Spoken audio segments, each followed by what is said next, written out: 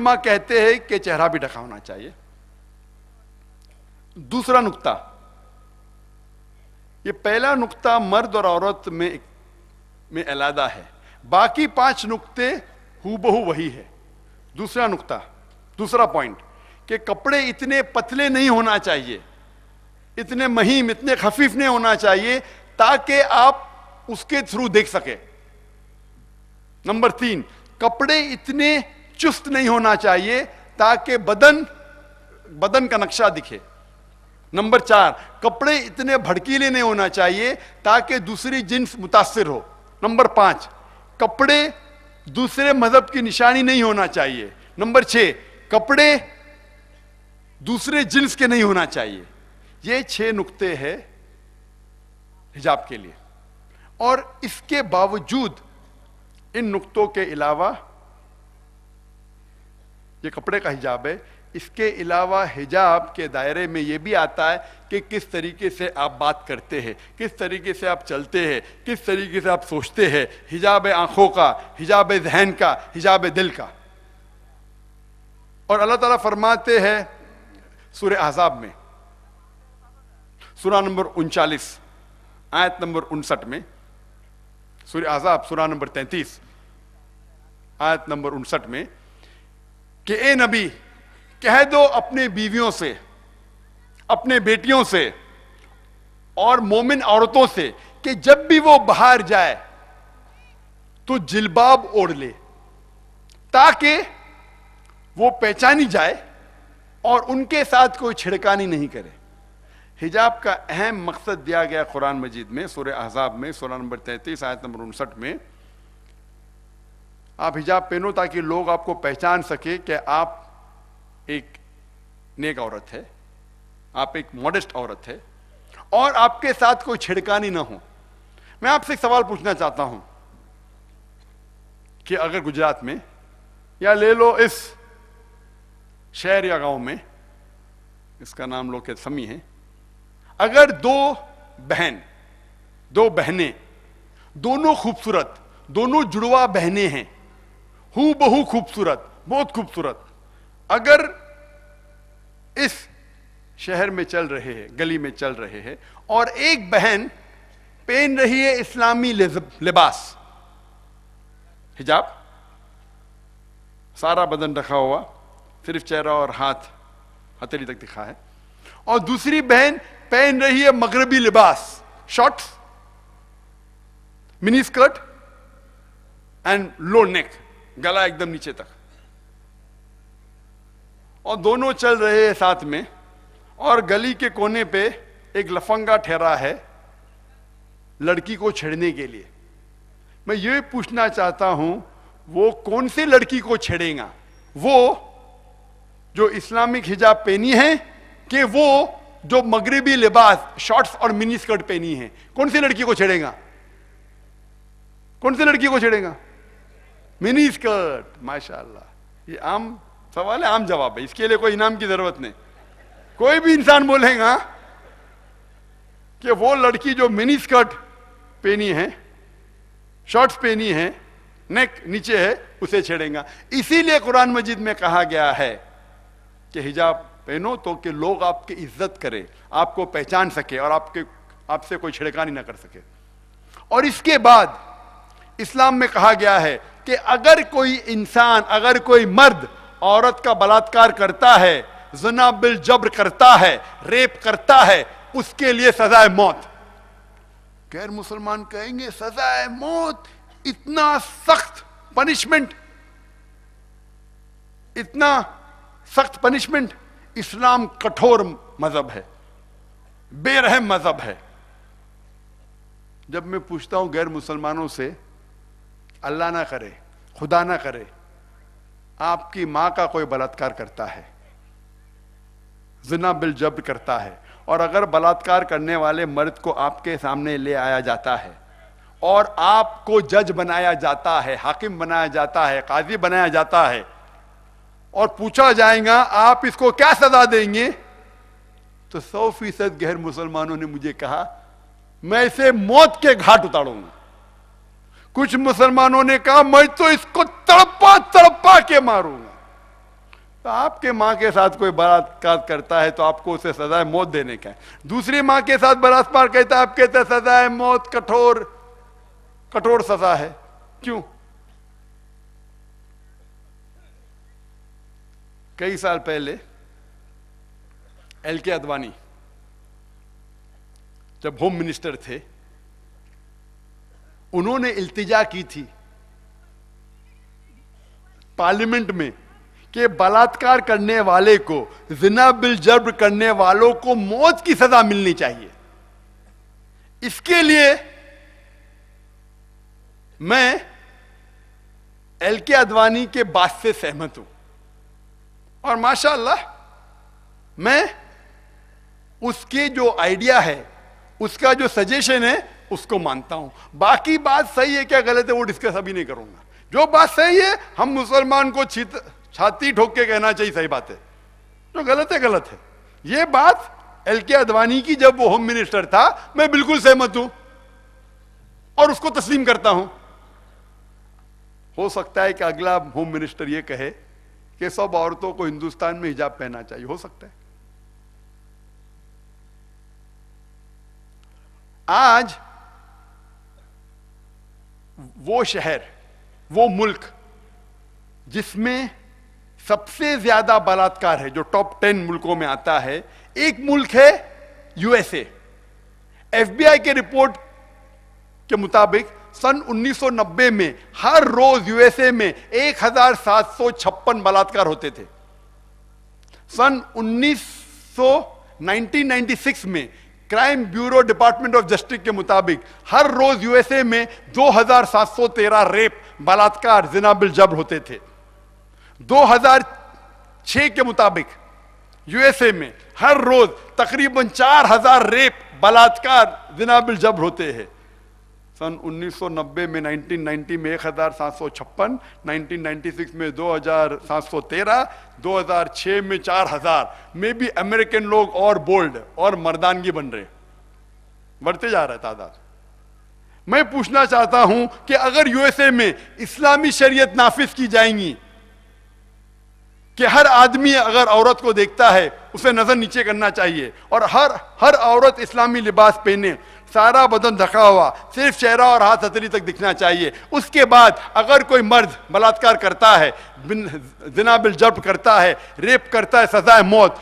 मैं ये पूछना चाहता हूं आपसे कि ये रेप की तादाद, जिना बिल जब्र की तादाद, बलात्कार की तादाद यूएसए में बढ़ेंगी, वही के वहीं रहेंगी या घटेंगी?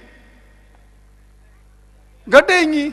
आप शरीयत नाफिज करो किधर भी दुनिया में, फौरन आपको रिजल्ट मिलता है। इसीलिए सारी दुनिया में वो मुल्क जिसमें सबसे कम रेप, बलात्कार, जिना बिल जब्र है, वो है सऊदी अरेबिया। आप शरीयत को नाफिज करो, फौरन रिजल्ट मिलेगा।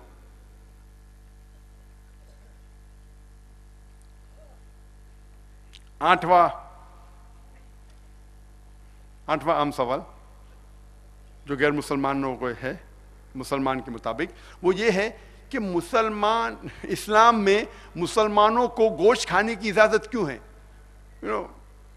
जानवर का कत्ल करते हैं, कितना गलत काम है। इस्लाम में मुसलमानों को गोश्त खाने की इजाजत क्यों है?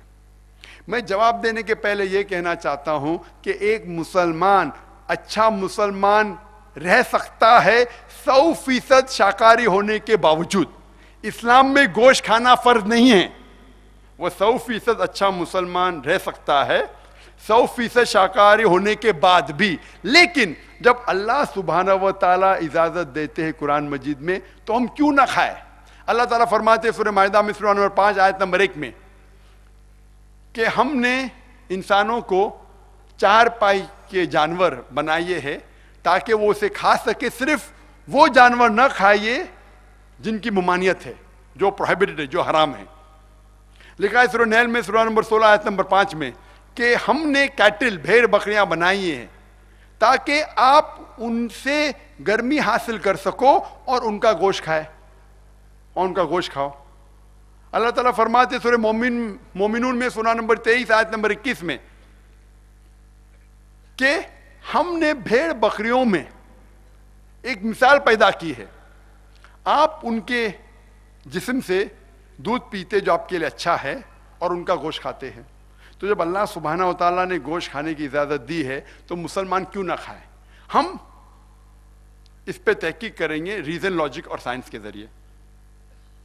आज हम जानते हैं कि जितने जानवर जो शाकाहारी है, भेड़, बकरी, गाय, जो सिर्फ घास फूस खाते हैं, गोश्त नहीं खाते, उनके दांत चपटे दांत होते हैं, उन्हें कहते हैं हर्बीवोरस एनिमल। वो जानवर जो मांसाहारी है, जो कार्निवोरस है, जो सिर्फ गोश्त खाते हैं, घास फूस नहीं खाते, मिसाल के तौर पे शेर, शेर बब्बर, टाइगर, चीता, उनके दांत नोकेली दांत होते हैं, वो सिर्फ गोश्त खाते हैं। जब हम आईने में जाके देखेंगे, हम इंसान आईने में देखेंगे तो खुदा ने, ईश्वर ने, अल्लाह सुब्हानहू व तआला ने हमें चपटे दांत भी दिए हैं और नोकेली दांत भी दिए हैं, हर्बीवोरस एंड कार्निवोरस। अगर अल्लाह सुब्हानहू व तआला, ईश्वर भगवान चाहता था कि हम सिर्फ घास या भाजी पाला खाए, तो ये नोकेली दांत क्यों दिया? गोश्त खाने के लिए। साइंस, आज की साइंस ये कहती है कि जो शाकाहारी जानवर है, उनकी अतड़ियां खुदा ने ऐसे बनाए हैं कि सिर्फ वो घास फूस भाजी पाला खा सकते, गोश्त हजम ही नहीं हो सकता। और डाइजेस्टिव सिस्टम अतड़ियां बनाए हैं अल्लाह ने, खुदा ने, मांसाहारी जानवर के, टाइगर, लेपर, शेर, शेर बब्बर, ऐसे ही कि सिर्फ वो फ्लैश, सिर्फ गोश्त को हजम कर सकते, भाजी पाला नहीं हजम कर सकते।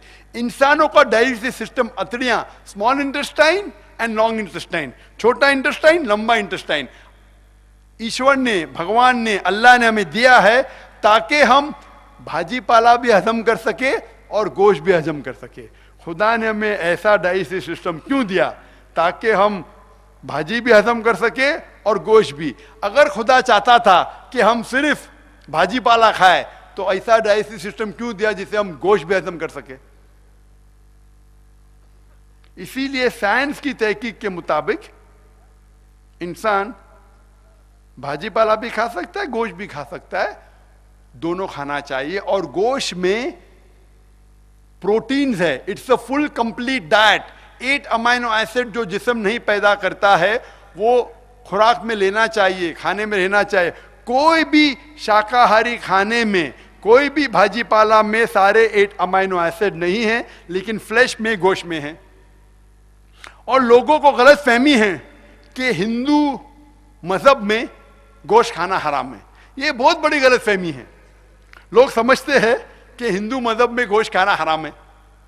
हम जब हिंदू मजहबी किताबों का मुताला करते हैं, मनुस्मृति में लिखा है, अध्याय नंबर 5, श्लोका नंबर 30 में, कि अगर कोई इंसान खाने वाले जानवर खाता है तो गुनाह नहीं करता है, क्योंकि भगवान ने, ईश्वर ने, खुदा ने कुछ जानवर बनाए हैं खाने के लिए और कुछ को खा जाने के लिए। कुछ जानवर को आप खा सकते हैं और कुछ जानवर दूसरे जानवर को खाना चाहिए। 2 किस्म के जानवर बनाए। अगर आप ऐसे जानवर को खाते हैं जो खा जाने के लिए बनाए हैं, तो आप गुनाह नहीं कर रहे हैं। लिखा है मनुस्मृति में अध्याय नंबर 5 श्लोका नंबर 31 में कि अगर आप गोश्त खाते हैं कुर्बानी में तो आप सही करते हैं। लिखा है मनुस्मृति में अध्याय नंबर 5 श्लोका नंबर 39 और 40 में, कत्ल करना कुर्बानी में इसकी इजाजत है, क्योंकि ये ईश्वर, भगवान, खुदा का रूल है। जब हम वेद का मुताला करते हैं, हिंदू मजहबी किताबा का मुताला करते हैं, कई जगह लिखा है कि हिंदू मजहब में गोश्त खाने की इजाजत है, गाय भी खाने की इजाजत है। आप जब महाभारत पढ़ेंगे, अनुशासन पर्व अध्याय नंबर 28, 88, इसमें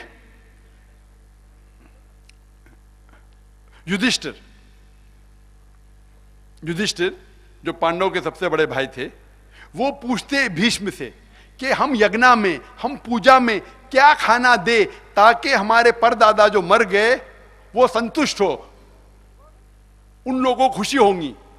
तो भीष्म कहते हैं अगर आप चावल, बार्ली, राइस, भाजीपाला देंगे तो हमारे पुरखों को 1 महीने के लिए संतुष्ट वो रहेंगे।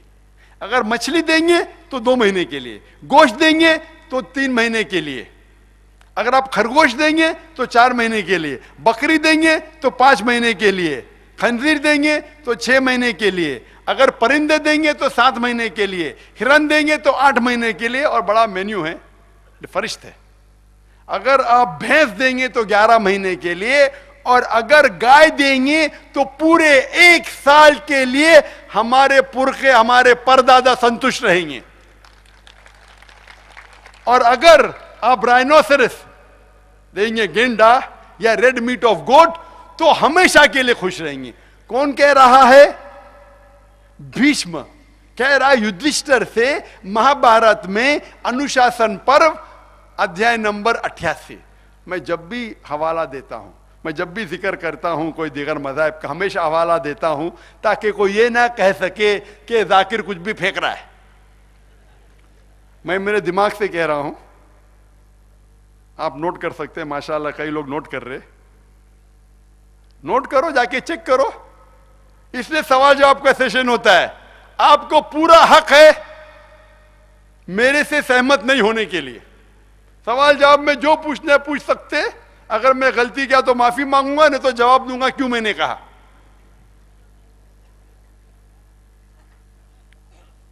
तो हिंदू मजहब में गोश्त खाने की इजाजत है, लेकिन हिंदू मजहब में कई हिंदू क्यों गोश्त खाना छोड़ दिए? क्योंकि बाकी मजाहिब से क्या अहिंसा की फिलॉसफी से मुतासिर होके, और इन दिगर मजाहिब में यह सोच है, इन लोग कहते हैं कि गोश्त खाना हराम है क्योंकि जानवरों में जान है, तो जान लेना हराम है, इसलिए गोश्त खाना हराम है। ये सैकड़ों साल पहले शायद अगर कोई कहता है तो शायद लोग मान लेते थे। आज साइंस टेक्नोलॉजी बढ़ चुकी है और हम जानते हैं कि जानवर के अलावा इवन पेड़ पौधों में जान है। तो हम जब कहते हैं भाई जानवर के अलावा पेड़ पौधों में भी जान है, तो अब क्यों पेड़ पौधे क्यों खाते? तो उनका भी फलसफा बदल गया। ठीक है, हम मानते हैं कि पेड़ पौधों में जान है, लेकिन पेड़ पौधों को दर्द का एहसास नहीं होता है, जानवर को दर्द का एहसास होता है। आज साइंस टेक्नोलॉजी बढ़ चुकी है और हमें पता लगता है कि पेड़ पौधों को भी दर्द होता है, लेकिन दर्द का इजहार हमें सुनाई नहीं देता है, क्योंकि हमारी फ्रीक्वेंसी है 20 से 20,000 साइकिल्स पर सेकेंड। इसके नीचे, इसके ऊपर हमें सुनाई नहीं देता है। तो जब पेड़ पौधे दर्द के एहसास से चिल्लाते हैं, हमें आवाज सुनाई नहीं देती, लेकिन उनको भी दर्द होता है। तो एक शख्स जो गैर मुस्लिम था, काफी बहस कर रहा था, वो मुझे कहने लगा कि जाकिर भाई मैं मानता हूं पेड़ पौधों में जान है, मैं मानता हूं उन्हें दर्द का एहसास होता है, लेकिन हमें यह मानना पड़ेगा कि जानवरों में 5 सेंसेस है, पेड़ पौधों में सिर्फ 3 है। इसीलिए जानवरों को खाना, कत्ल करना बड़ा गुनाह है बनिस्बत पेड़ पौधों के। मैंने कहा कि खाली बहस के तौर पे मैं आपकी बात को मानता हूं कि जानवरों में 5 सेंसेस है, पेड़ पौधों में 3 है। अगर ये सही है तो मैं सवाल उससे पूछा कि अगर आपका एक भाई है जो देख नहीं सकता, सुन नहीं सकता है, अंधा है और बहरा पैदा हुआ, वो बड़ा होने के बाद एक आदमी उसका कत्ल करता है, तो आप जाके बोलेंगे जज से, मी लॉर्ड कातिल को कम सजा दो क्योंकि मेरा भाई देख नहीं सकता था, सुन नहीं सकता था। आप तो कहेंगे कातिल को डबल सजा दो, वो मेरा भाई मासूम था, देख नहीं सकता था, सुन नहीं सकता था। कहेंगे क्या? आप थोड़ी कहेंगे क्या मेरा भाई बहरा था, अंधा था, आप सजा कम दो, आधी दो। इस्लाम में अंधा है 1 सेंस है या 5 सेंस है, कम सजा ज्यादा सजा नहीं। इस्लाम में जो अल्लाह सुब्हाना व तआला हमारा खालिक है, हमारा मालिक है, वो जो हुक्म हमें दिया हम उस पर अमल करते हैं। और मुझे कोई गिला शिकवा नहीं अगर गैर मुसलमान गोश्त नहीं खाते, और हिंदुस्तान में अगर गैर मुसलमान गोश्त नहीं खाते तो मैं खुश हूं। क्यों मालूम? अगर हर गैर मुसलमान गोश्त खाने लगे तो गोश्त का भाव हिंदुस्तान में बढ़ जाएगा। तो मुझे कोई एतराज नहीं है। लेकिन अगर कौन मुझे कहता है कि गोश्त खाना हराम है, तो मैं कहता हूं भाई साहब हराम नहीं है, ये हमारे मजहब में भी इजाजत है, आपके मजहब में भी इजाजत है।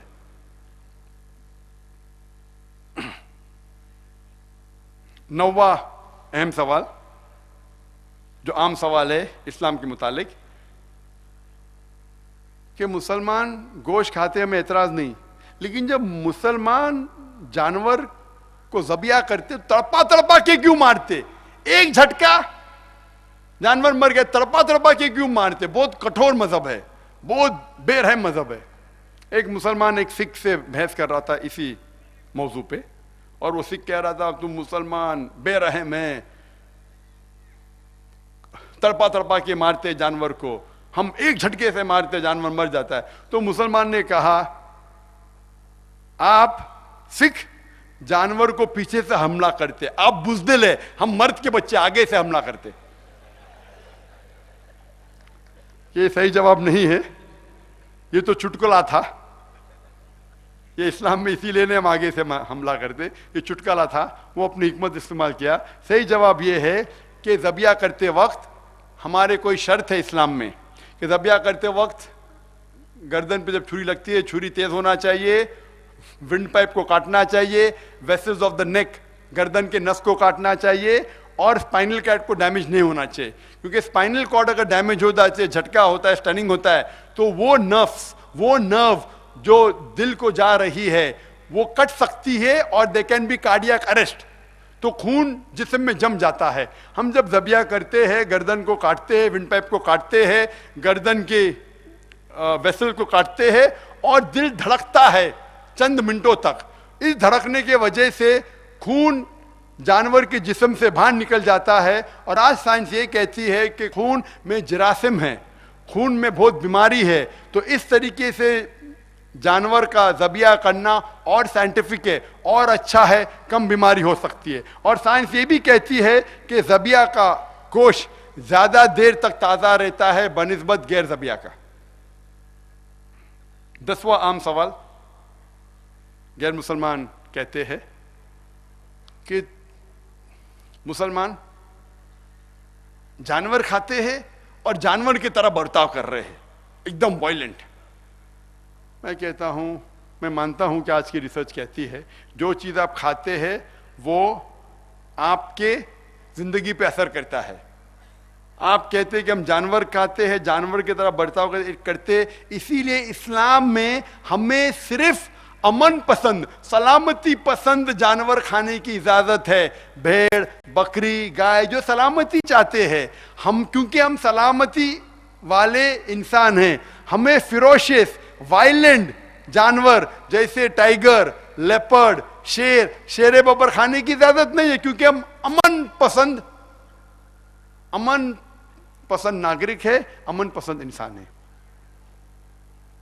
और अल्लाह ताला फरमाते सूरह आराफ में सूरह नंबर 7 आयत नंबर 157 और सूरह हशर में सूरह नंबर 59 आयत नंबर 7 में कि जो चीज अल्लाह के रसूल आपको कहते फर्ज वो आप करो, और जो चीज आपके लिए कहते हराम उससे दूर रहो।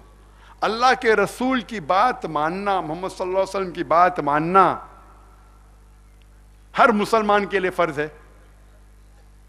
हर मुसलमान को अल्लाह के रसूल मोहम्मद सल्लल्लाहु अलैहि वसल्लम की बात मानना फर्ज है।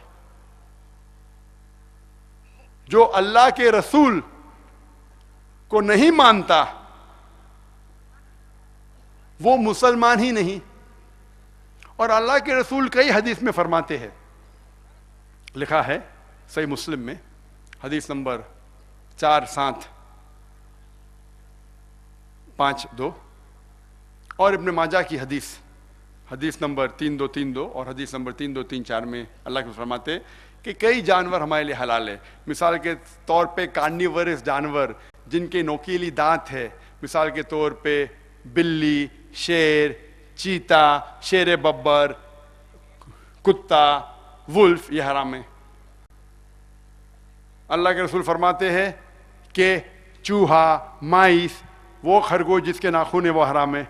अल्लाह के रसूल फरमाते हैं कि सांप और एलिगेटर, मगरमच्छ हराम है। अल्लाह के रसूल फरमाते वो परिंदे जिसके नोकीले नाखून हैं, मिसाल के तौर पे कौवा, उल्लू, वल्चर, ये सब हराम है। तो जो अल्लाह के रसूल ने फरमाया है हराम है वो हमारे हराम है, जो हलाल है वो हमें खाना चाहिए। वक्त की किल्लत होने की वजह से और दो आम सवालों का जवाब दूंगा मैं। 11वां सवाल जो गैर मुसलमानों के दरमियान आम है इस्लाम के मुतालिक, वो ये है कि अगर इस्लाम में बुत परस्ती हराम है, इस्लाम अगर तौहीद परस्त मजहब है, तो इस्लाम में मुसलमान काबे को सिजदा क्यों करते हैं? और कई गैर मुस्लिम इल्जाम लगाते हैं कि सबसे ज्यादा पूजा जाने वाला पत्थर वो काबा है।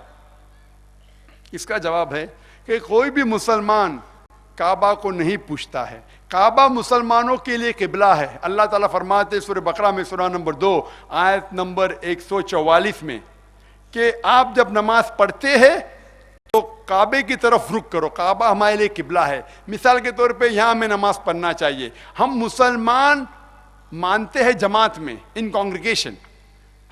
तो कोई शख्स कहेंगे कि हम नमाज पढ़ेंगे पूरब की तरफ देख के, कोई कहेंगे पश्चिम, कोई कहे दक्षिण, कोई कहे मगरिब, कौन से तरफ देख के नमाज पढ़ेंगे? तो जमात के वजह से, कांग्रेगेशन की वजह से, यकसानियत की वजह से हर मुसलमानों को उसकी दिशा, उसका किबला है काबा। और मुसलमान सबसे पहले इंसान थे जिनने ज्योग्राफी वर्ल्ड मैप ड्रॉ किया। अल इदरूसी ने सन 1154 में सबसे पहला मैप ड्रॉ किया। और जब मुसलमान मैप ड्रॉ करते थे तो साउथ पोल ऊपर था और नॉर्थ पोल नीचे था और काबा सेंटर में था। वेस्टर्न कार्टोग्राफर्स आए और मैप को उल्टा किया, नॉर्थ पोल ऊपर, साउथ पोल नीचे, फिर भी अल्हम्दुलिल्लाह काबा बीच में है, सेंटर में है। तो दुनिया में किधर भी आप अगर नॉर्थ में तो साउथ की तरफ फेस करो, साउथ में है तो नॉर्थ की तरफ फेस करो, ईस्ट में तो वेस्ट की तरफ फेस करो, वेस्ट में तो ईस्ट की तरफ फेस करो। काबा बिल्कुल बीच में है। काबा हमारा किबला है, वो दिशा है जिस दिशा में हम नमाज पढ़ते हैं। कोई भी मुसलमान काबे को नहीं पूछता। हम जब उम्रा करने जाते हैं मक्का में या हज करने जाते हैं, हम तवाफ करते हैं काबा के गोल। क्यों करते हैं? क्योंकि ये अल्लाह का हुक्म है, अल्लाह के रसूल का हुक्म है। लेकिन मंतिक से सोचा जाए तो यह सोचा जा सकता है कि हर दायरे का एक ही सेंटर है, एक ही महवर है। हम जब तवाफ करते हैं हम ये मानते हैं कि खुदा एक है, अल्लाह एक है। और जो दूसरे खुलफा राशिदीन हैं, दूसरे खलीफा हजरत उमर रदियल्लाहु अन्हु, वो फरमाते हैं सही बुखारी में किताबुल हज में चैप्टर नंबर 56 हदीस नंबर 675, हजरत उमर रदियल्लाहु अन्हु फरमाते हैं हजर अस्वद को देखते हुए, काले पत्थर को देखते हुए कहते कि ये काला पत्थर ना ही मुझे फायदा पहुंचा सकता है ना ही नुकसान। मैं इसे हाथ लगा रहा हूं या चूम रहा हूं सिर्फ क्योंकि मेरे रसूल मोहम्मद सल्लल्लाहु अलैहि वसल्लम ने चूमा या हाथ लगाया।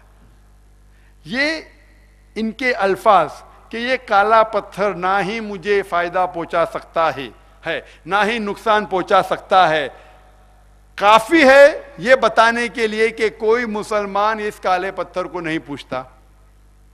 और एक बात कि मोहम्मद सल्लल्लाहु अलैहि वसल्लम के दौर में कई साहबा काबे के ऊपर खड़े रह के आजान देते थे। मैं ये पूछना चाहता हूं कि कोई भी बुत परस्त करने वाला इंसान, कोई भी बुत परस्त, वो जो बुत की इबादत करता है, जो बुत को पूछता है, उसके ऊपर कभी नहीं खड़े रहेगा। ये साबित है ये चीज कि कोई भी मुसलमान काबे को नहीं पूछता। काबा हमारा किबला है, वो दिशा है। तकरीर खत्म करने के पहले एक आखिरी सवाल का जवाब दूंगा। जो आखिरी आम सवाल जो गैर मुसलमान पूछते हैं इस्लाम के मुतालिक, वो ये है कि इस्लाम अगर अमन का मजहब है, सारी इंसानियत के लिए है, तो इस्लाम में मक्का और मदीना जाने के लिए गैर मुसलमानों को इजाजत क्यों नहीं है? अगर इस्लाम सारी इंसानियत के लिए है तो गैर मुसलमानों को मक्का मदीना जाने की इजाजत क्यों नहीं? इसका जवाब है कि मैं हिंदुस्तान का नागरिक हूं, लेकिन हर शहर में एक ऐसे इलाके हैं जिसे कहते हैं कैंटोनमेंट एरिया। इस कैंटोनमेंट एरिया में आम नागरिक नहीं जा सकता। चंद नागरिक जो अपने देश के लिए मिटने को तैयार है, देश की हिफाजत के लिए नुकसान बर्दाश्त करने को तैयार है, सिर्फ वो लोग को इजाजत है। मैं ये नहीं कह सकता हूं कि मैं हिंदुस्तानी नागरिक हूं, मुझे कैंटोनमेंट एरिया में जाने की इजाजत दो। हिंदुस्तानी गवर्नमेंट करेंगे नहीं, कैंटोनमेंट एरिया रिस्ट्रिक्टेड है। सिर्फ वो हिंदुस्तानी जो अपनी जान को दांव पे लगाने के लिए तैयार है, इस देश को बचाने के लिए, उनको इजाजत है। उसी तरीके से मक्का और मदीना इस्लाम का कैंटोनमेंट एरिया है।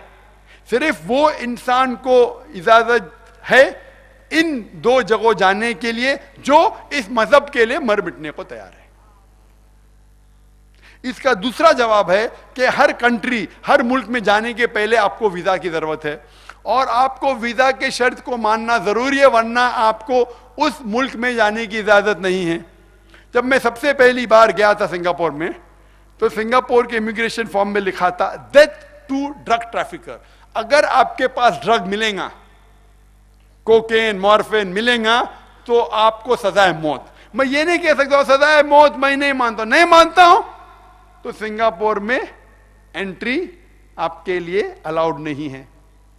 अगर आप मानते हैं तो अलाउड है, वरना नहीं अलाउड है। इसी तरीके से एक सबसे अहम शर्त दूसरे शर्तों के अलावा जो मक्का और मदीना जाने के लिए, वो है कि इंसान को अपने जबान से कहना चाहिए ला इलाहा इल्लल्लाह मुहम्मद रसूलुल्लाह, कोई माबूद नहीं अल्लाह के अलावा, और मोहम्मद सल्लल्लाहु अलैहि वसल्लम उसके पैगंबर है। अगर ये अहम शर्त पूरी होंगी फिर ही आपको वीजा मिल सकता है, वरना नहीं। ये वीजा की शर्त है मक्का और मदीना जाने के लिए। ये थे 12 सबसे आम सवालात, गलत फहमी जो गैर मुसलमानों को इस्लाम के मुतालिक। वक्त की किल्लत होने की वजह से मैं चाहूँगा कि मेरी तकरीर में यहाँ ख़त्म करूँ, ताकि सवाल जवाब की नश्त के लिए हमें कुछ वक्त मिले। मैं हमेशा कोशिश करता हूँ कि सवाल जवाब की नश्त तकरीर से लंबी हो, ताकि लोगों के जो जहन में गलत फहमियाँ हैं और जो इस्लाम के मुतालिक जो सवालात है, वो सवालात का जवाब दे सकूं। इस तकरीर को मैं ख़त्म करता हूँ कुरान मजीद की आयत के साथ। सूरह इसरा की सूरह नंबर 17 आयत नंबर 81 में अल्लाह ताला फरमाते वकुल जाल हक वज़ाकल बातिल इन्नल बातिल कान ज़हूका, कहो कि हक आ चुका है और बातिल खत्म हो जाएगा, और बातिल फी नफ्सी खत्म होने के लिए पैदा हुआ। वाखिर दावाना अल्हम्दुलिल्लाहि रब्बिल आलमीन।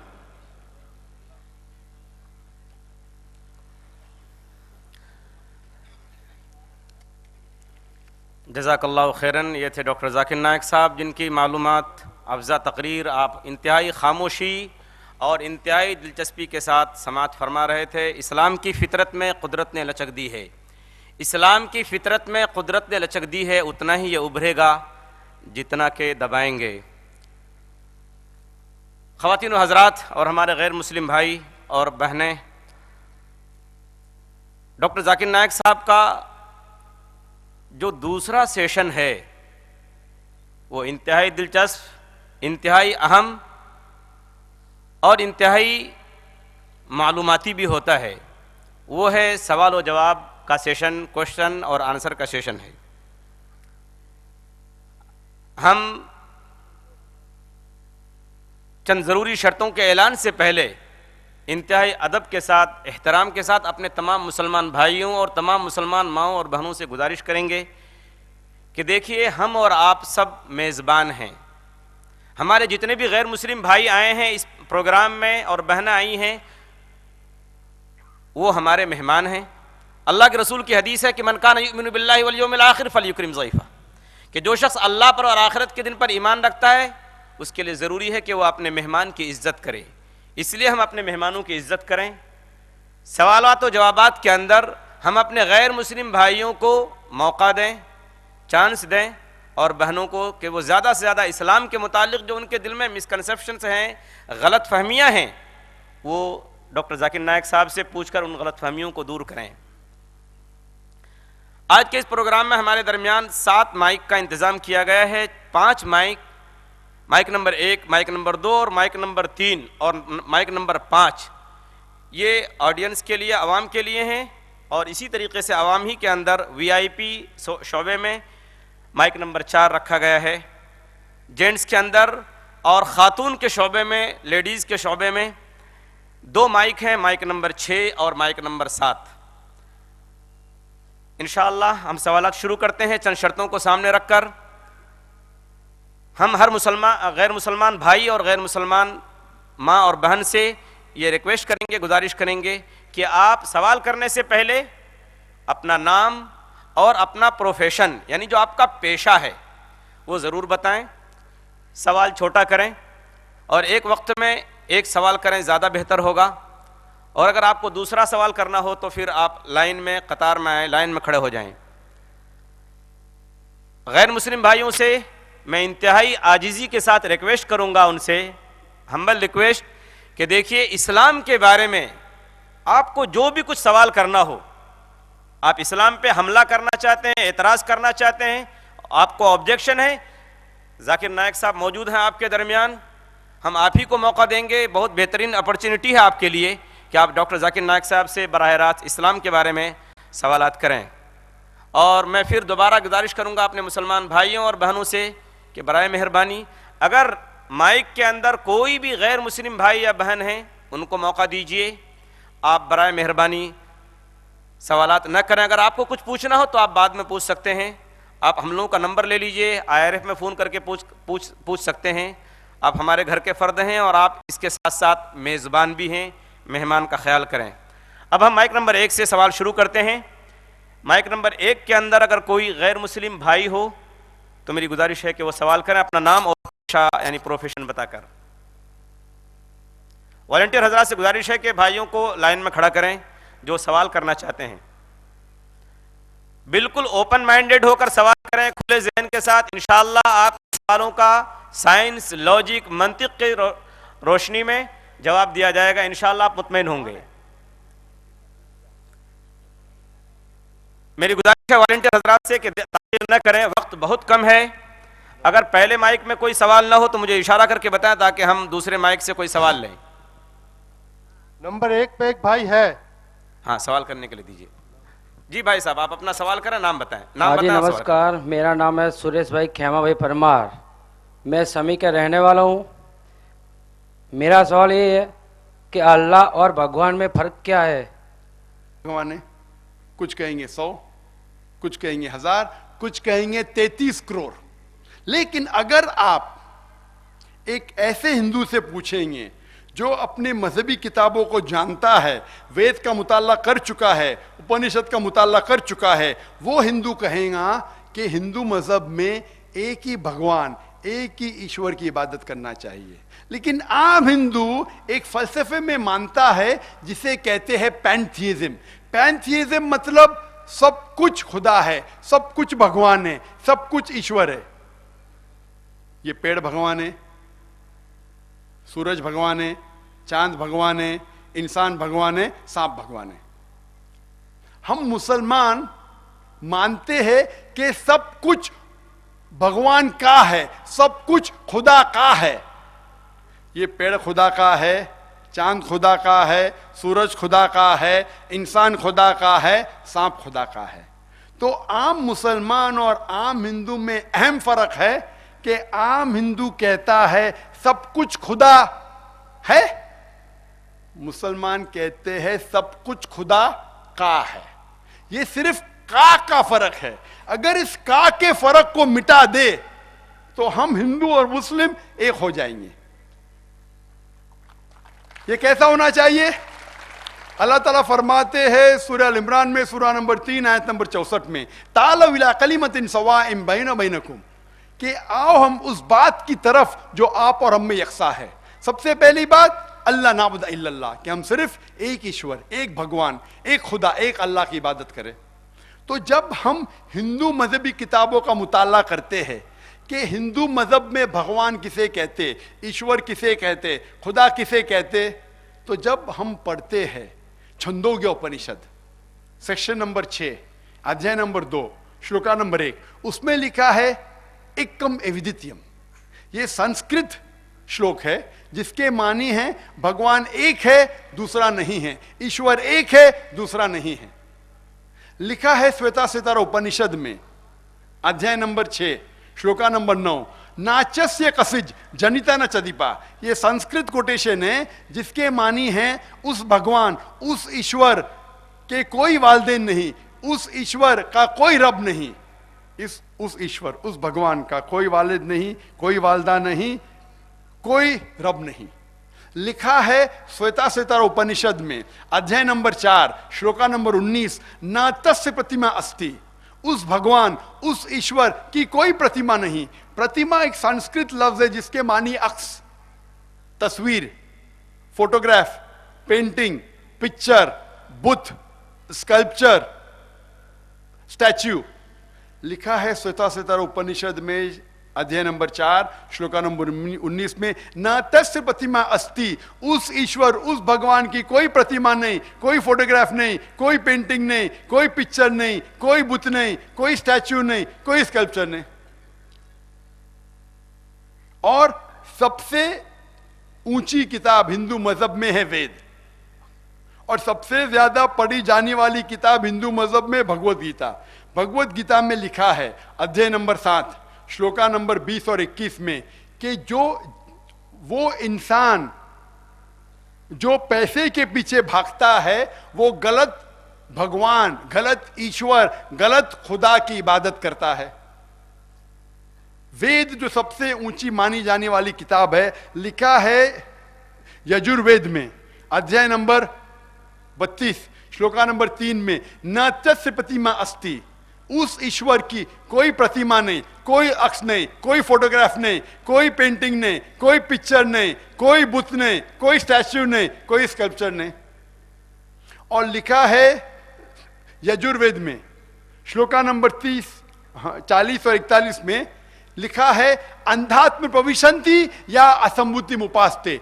वो अंधकार में दाखिल हो रहे हैं वो लोग जो असंभूति की इबादत करते हैं।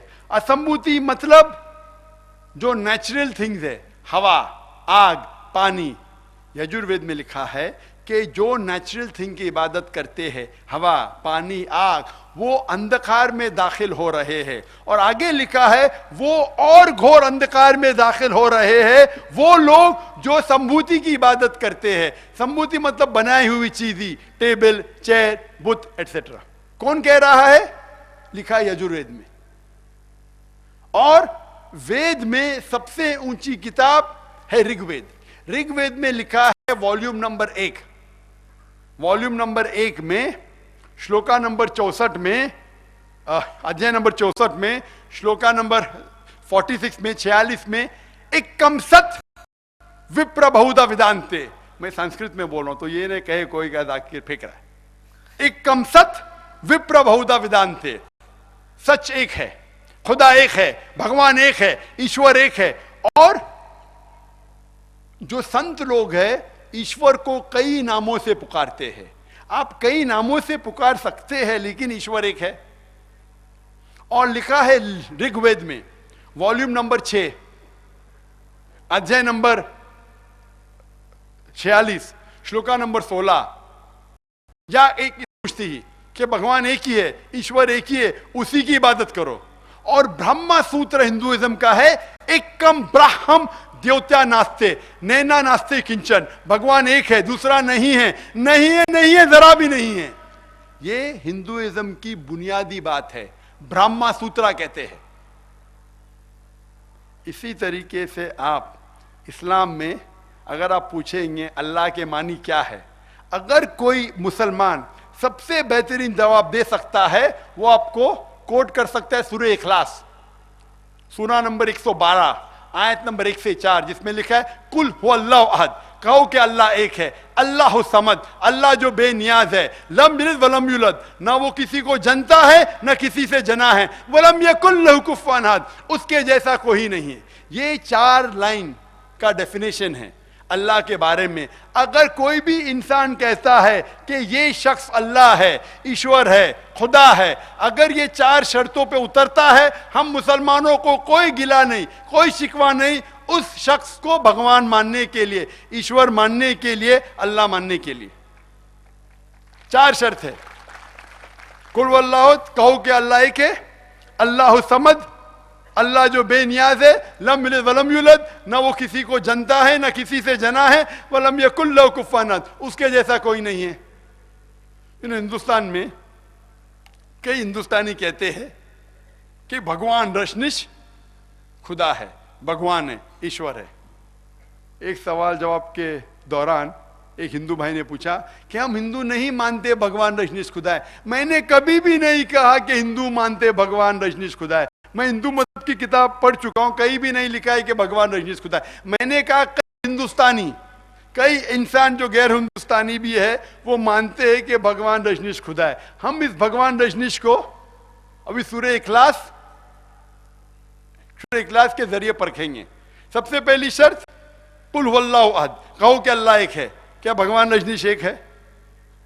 कई इंसानों ने कहा कि वो भगवान है, और खुसूसन इस देश हिंदुस्तान में हजारों ने कहा कि मैं भगवान हूं, मैं ईश्वर हूं। भगवान रजनीश एक नहीं है। दूसरी शर्त कुल हुवल्लाहु अहद, अल्लाहु समद, अल्लाह जो बेनियाज है। हम जानते जब भगवान रजनीश की आत्मकथा पढ़ेंगे, भगवान रजनीश लिखते हैं कि मुझे डायबिटीज था, मुझे अस्थमा था, मुझे रीढ़ की हड्डी की बीमारी थी। आप सोच सकते हैं भगवान को, ईश्वर को डायबिटीज है, अस्थमा है, रीढ़ की हड्डी की बीमारी है, हो सकता है? लम यलिद वलम यूलद, ना वो किसी को जनता है ना किसी से जना है। हम जानते हैं कि भगवान रजनीश मध्य प्रदेश में पैदा हुए थे और उनके वालिदैन थे। वो सन 1981 में जाते अमेरिका, और एक स्टेट, एक इलाका है जिसे कहते हैं ओरेगॉन, अपना सेंटर शुरू करते जिसे कहते हैं रजनीशपुरम, और वो हजारों अमेरिकन को बेवकूफ बनाते हैं। फिर अमेरिकन गवर्नमेंट उसे अरेस्ट करती है और उसे जेल में डालती है। भगवान रजनीश कहते हैं कि अमेरिकन गवर्नमेंट ने मुझे स्लो पॉइजनिंग दिया। आप सोच सकते हैं भगवान को कोई स्लो पॉइजनिंग दे रहा है? और फिर अमेरिकन गवर्नमेंट उसे निकाल देती है। सन 1985 में वापस आते, महाराष्ट्र में पूना में फिर से जाते, अपने सेंटर को फिर से कायम कहते, जिसे कहा गया है आज की तारीख में ओशो कम्यून। और जब आप ओशो कम्यून में जाएंगे तो उनके समाधि पे लिखा है भगवान रजनीश, ओशो न कभी पैदा हुआ न कभी मरा, लेकिन इस धरती पे सैर करने के लिए आया, घूमने के लिए आया, घूमने के लिए आया। 11 दिसंबर सन 1931 से लेके 19 जनवरी को 1990 तक ओशो, भगवान रजनीश ना पैदा हुआ ना मरा, धरती पे दुनिया में सैर करने के लिए आया, घूमने के लिए आया। 11 दिसंबर 1930 से लेके 19 जनवरी 1991 1991 तक। उसमें यह नहीं लिखा था कि रजनीश को 21 मुमालिक की वीजा नहीं मिली थी। आप सोच सकते ईश्वर भगवान आ रहा है धरती की सैर करने के लिए, उसको चाहिए वीजा। और आर्क बिशप ऑफ ग्रीस ने कहा अगर आप रजनीश को इस शहर से नहीं निकालेंगे, हम उसके घर और उसके जितने डिसाइपल के घर को जला देंगे। और ये आखिरी शर्त, वलम यकुल लहू कुफुवन अहद, उसके जैसा कोई नहीं है। अगर आप भगवान, ईश्वर, खुदा, अल्लाह को मुकाबला किसी से कर सके तो वो अल्लाह ही नहीं, वो भगवान ही नहीं, वो ईश्वर ही नहीं, वो खुदा ही नहीं। वलम यकुल लहू कुफुवन अहद। हम जानते हैं कि भगवान रजनीश, उसके 2 आंख थे आम इंसान जैसे, 1 नाक, 1 मुंह, 2 हाथ, उसकी दाढ़ी थी। अगर आप खुदा का मुकाबला किसी से कर सके, अगर उसे किसी से कंपेयर कर सके तो वो खुदा ही नहीं। वलम यकुल लहू कुफुवन अहद। अगर कोई शख्स कहता है कि खुदा 1000 गुना आर्नल्ड श्वार्ज़नेगर से ताकतवर है, आर्नल्ड श्वार्ज़नेगर का नाम सुना है, जिसे कहा गया कि दुनिया में सबसे ताकतवर इंसान, यूनिवर्स में, कायनात में सबसे ताकतवर इंसान। अगर आप भगवान खुदा को किसी का मुकाबला कर सके, किसी से कंपेयर कर सके, चाहे वो आर्नल्ड श्वार्ज़नेगर हो, दारा सिंह हो, किंग कॉन्ग हो, चाहे 1000 गुना हो या लाख गुना हो या करोड़ गुना हो, वलम यकुल लहू कुफुवन अहद, उसके जैसा कोई नहीं, वो खुदा हो ही नहीं सकता। तो जब हम मुताला करते हैं हिंदू मजहब की किताबों का और कुरान का, तो पता लगता है जो डेफिनेशन है ईश्वर का, खुदा का, अल्लाह का, कुरान और वेद में हूबहू वही है। ये बाकी लोग ने दूसरी नीचे वाली किताब का हवाला दे अपने आप हिंदुइज्म में गलत फहमियां फैलाई, और इसके बारे में मेरा डिबेट भी हो चुका है श्री श्री रविशंकर। आप जानते हैं श्री श्री रविशंकर? जानते?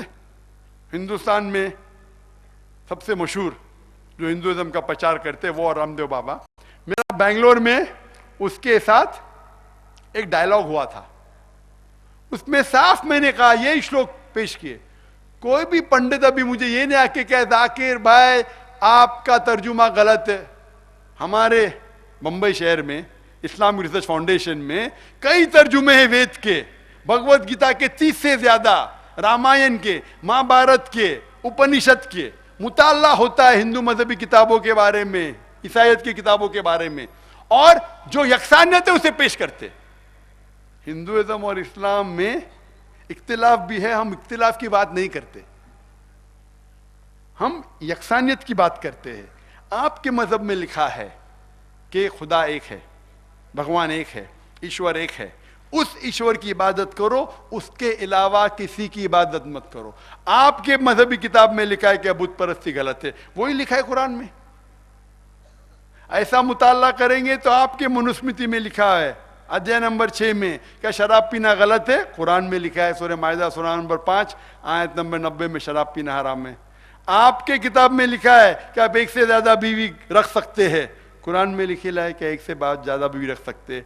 आपके इसमें लिखा है विष्णु सूत्रा में अध्याय नंबर 24 आयत नंबर 1 में क्या सुअर का गोश्त मत खाओ, कुरान में लिखा है सुअर का गोश्त मत खाओ, सूरह माइदा सूरह 5 आयत नंबर 3।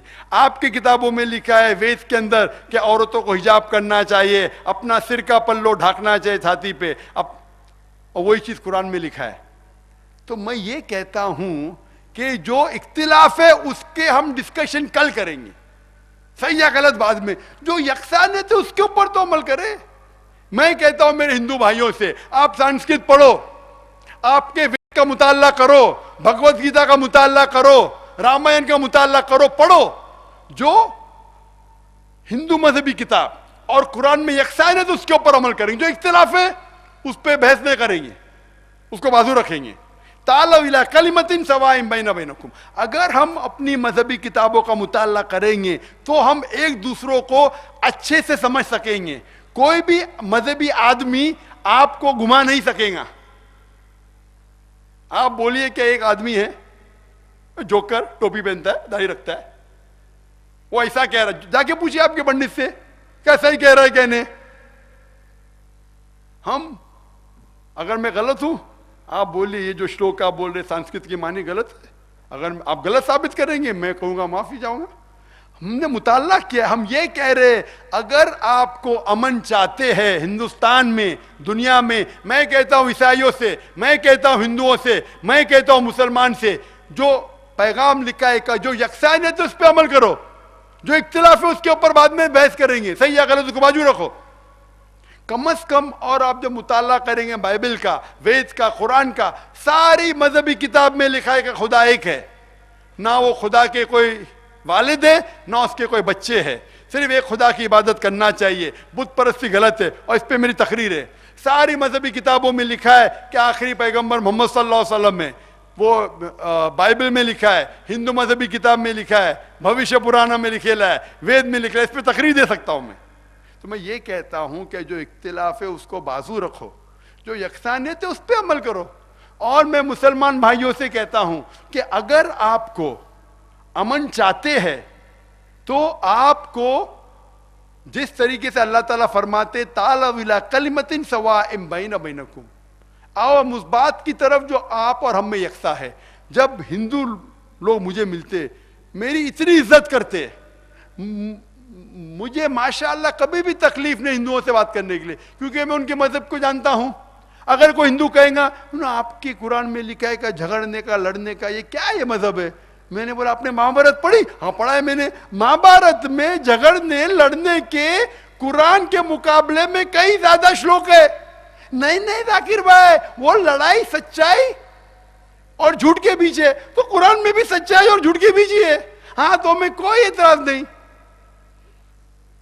अमन हो गया। अगर मुझे हिंदू को समझाने का कुरान उसके मजहबी किताब के जरिए समझाऊंगा, तालव इला कलिमतिन सवाइम बैना बैनकुम, आओ हम उस बात की तरफ जो आप और हम में यकसा है, कभी मुझे प्रॉब्लम नहीं होता है। कभी भी मैं कस्टम के जरिए आते, वो हिंदू कस्टम, ओ जाकिर भाई, डॉक्टर जाकिर जो कहेंगे सच कहेंगे, सच के सिवा कुछ नहीं कहेंगे। मेरी बैग चेक ही नहीं करते। Sir can we ask you one question, क्या मैं एक सवाल पूछ सकता हूं? मैं बोला ठीक है भाई, जो चेकिंग में टाइम बच गया मैं उनके गलत फहमियां दूर करता हूं, इज्जत करते मेरी। हम मुसलमान क्यों डरते हमारा पैगाम पहुंचाने के लिए?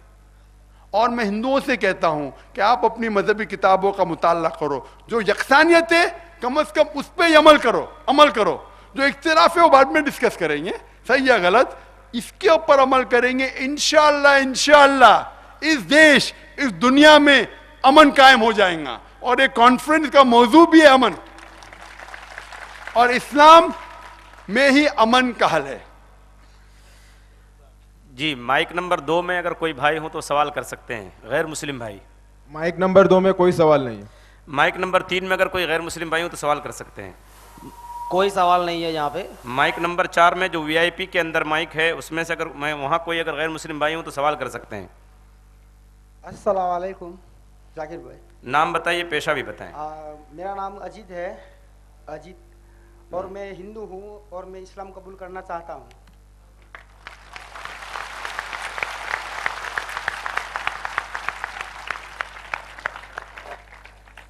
भाई साहब अजीत कहते हैं कि वो हिंदू है और वो इस्लाम कबूल करना चाहते हैं। मैं पूछना चाहता हूं कि अजीत भाई, इस देश में किसी को जबरदस्ती मजहब कबूल कराना हराम है, और ये इस्लाम में भी हराम है। किसी को जबरदस्ती मुसलमान बनाना हराम है। मैं ये पूछना चाहता हूं कि आप अपने दिल से इस्लाम कबूल करना चाहते? दिल से। कोई भी आप पे जबरदस्ती कर रहा है? कोई नहीं। कोई भी दबाव? कोई भी नहीं। कोई भी माली दबाव? कोई भी नहीं। कोई भी आपको धमकी दे रहा है? कोई भी धमकी नहीं। आप अपने दिल से कबूल करना चाहते? दिल से करना। आपको इस्लाम पसंद है? हाँ। मैं ये पूछना चाहता हूं कि आप मानते हैं कि खुदा एक है? हाँ। आप मानते हैं कि खुदा के अलावा कोई माबूद नहीं? जी। आप मानते हैं खुदा के अलावा किसी की इबादत नहीं करना चाहिए? हाँ। आप मानते हैं कि बुत परस्ती गलत है? गलत है। आप ये मानते हैं कि मूर्ति पूजा गलत है? हाँ गलत है। आप मानते हैं कि मोहम्मद सल्लल्लाहु अलैहि वसल्लम आखिरी पैगंबर है? हाँ जी, आखिरी पैगंबर है। तो इंशाल्लाह मैं अरबी में कहूंगा और आप उसको दोहरा सकते। अशहदु अल्लाह इलाहा इल्लल्लाह व अशहदु अन्ना मुहम्मदन अब्दुहु व रसूलुहु। मैं शहादत देता हूँ कि अल्लाह के अलावा कोई माबूद नहीं और मोहम्मद सल्लल्लाहु अलैहि वसल्लम उसके पैगंबर और बंदे हैं। माशाअल्लाह आप मुसलमान हो चुके, और इंशाअल्लाह मैं दुआ करता हूँ कि अल्लाह सुब्हाना व तआला आपको इस जिंदगी, इस दुनिया में और आखिरत में कामयाबी दे। मैं दुआ करता हूँ कि अल्लाह सुब्हाना व तआला आपको जन्नत फिरदौस दे। और मैं दुआ करता हूँ कि आप इस पैगाम को औरों तक पहुँचाए। आमीन। है आया यूं रिशे तातार के अफसाने से, पासबा मिल गए काबे को सनम खाने से। माइक नंबर 5 में अगर कोई गैर मुस्लिम भाई हो तो सवाल कीजिए। कोई नहीं है। अब हम अपनी बहनों और माओं के शोबे में आते हैं।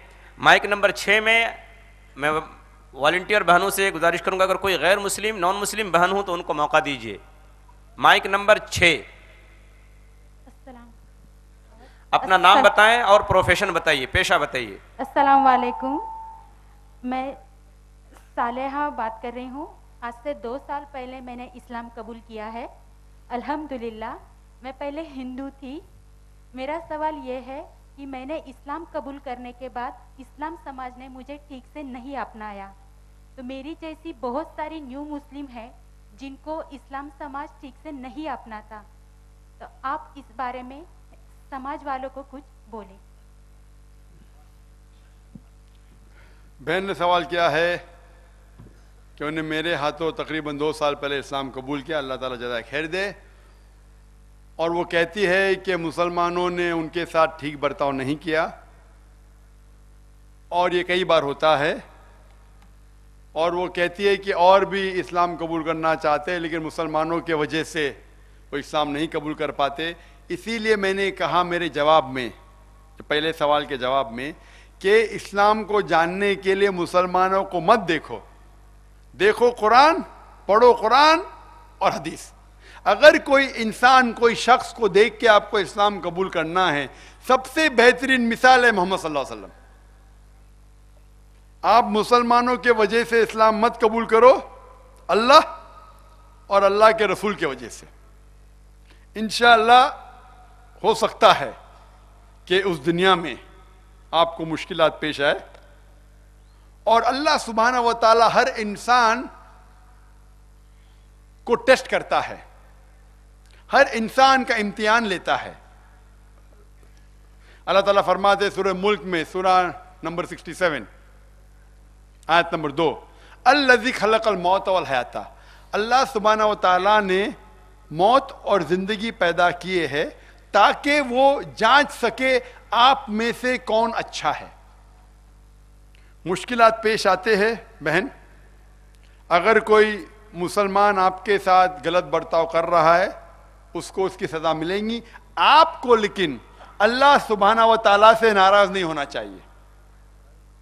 और जितने मुश्किलात पेश होने के बावजूद आप अल्लाह पे ईमान रखेंगे, इंशाअल्लाह उतना ही बड़ा आपको रिवॉर्ड और उसका अजर मिलेगा। और जैसा आपने कहा कि मैं मुसलमान भाइयों से कुछ कहूं, और हमेशा कहता हूं और अब भी कहता हूं, कि अगर कोई गैर मुस्लिम, चाहे आदमी या औरत हो, इस्लाम कबूल करता है, तो हमारा फर्ज है कि हम उस नौ मुस्लिम को, उस गैर मुस्लिम, उस लौटे हुए रिवर्ट मुसलमान को, हम उसके साथ अच्छा बर्ताव करें, हम उसे भाई और बहन का प्यार दें, और उसकी कोई भी मुश्किलात है हम उसे हल करें। यह हमारा फर्ज है, क्योंकि कभी भी जो गैर मुस्लिम बनता है उसको कई परेशानी पेश आती है। हो सकता है कि घर से तकलीफ होती है, या जिस जगह वो काम कर रहा है, जिस जगह रह रहा है या रह रही है, कई मुश्किलात पेश आती है। हर मुसलमान का फर्ज है कि हम जितनी भी मदद कर सके ऐसे लोगों की, उनकी करना चाहिए।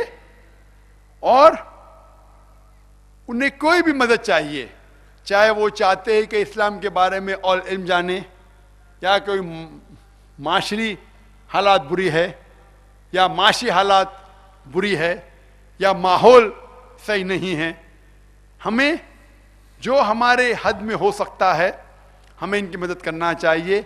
और मैं इन नौ मुस्लिम, जो लौटे हुए मुस्लिम से ये कहना चाहता हूं कि आपने इस्लाम कबूल किया अल्लाह की वजह से, क्योंकि आप अल्लाह में ईमान लाते हैं।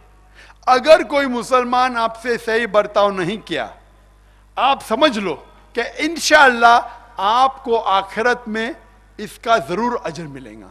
जितना इम्तिहान डिफिकल्ट है उतनी ही रिवॉर्ड ज्यादा है।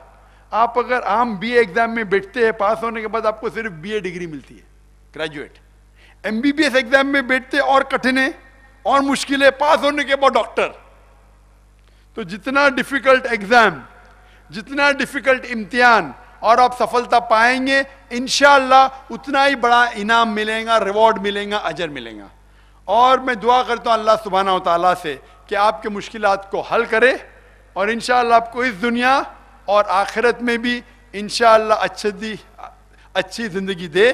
और मैं दुआ करता हूँ कि आपको जन्नत फिरदौस दे। ये माइक नंबर 7 में लेडीज़ के सेक्शन में अगर कोई खातून हो गैर मुस्लिम तो सवाल कर सकती हैं। मैं कहना चाहता हूं कि जो भी गैर मुसलमान हैं, भाई या बहन, आप बिना झिझक कुछ भी सवालात पूछ सकते हैं, चाहे कुरान के खिलाफ हो, चाहे इस्लाम के मुतालिक हो, इस्लाम के खिलाफ हो। ये आपका मौका है। आम तौर पे ऐसे मौके नहीं मिलते। मजहबी तकरीर में आम तौर पे सवाल जवाब की खुली नशिशें होती है। आप कुछ भी सवाल पूछ सकते हैं, चाहे इस्लाम के बारे में हो, हिंदुइज्म के बारे में हो, ईसाईयत के बारे में हो, बुद्ध मज़हब के बारे में हो। मैं कोशिश करूँगा कि जो भी इल्म मुझे है मैं आपके सवाल का जवाब दूंगा। आप बिना झिझक, आपको कतार में